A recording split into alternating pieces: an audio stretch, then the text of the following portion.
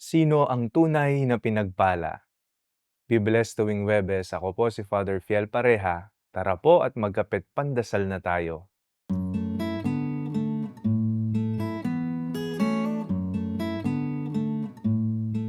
Madalas sinasabi nila na ang mga taong pinagpala ay ang mga nakalalamang sa buhay.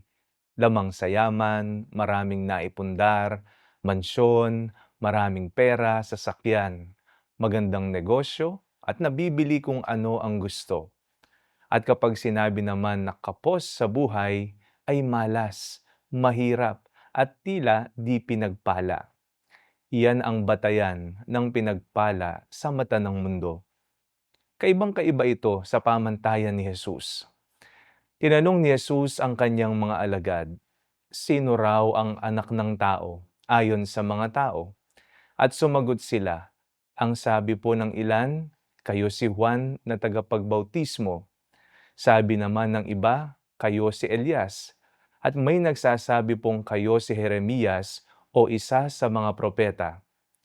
Tinanong uli sila ni Jesus, ngunit para sa inyo, sino ako? Sumagot si Simon Pedro, kayo po ang Kristo, ang anak ng Diyos na buhay.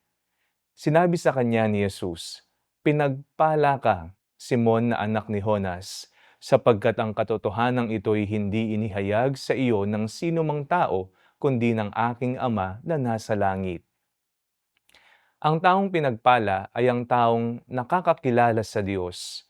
Gaano man kahirap o kasaya ang buhay, nakikilala pa rin niya ang Diyos.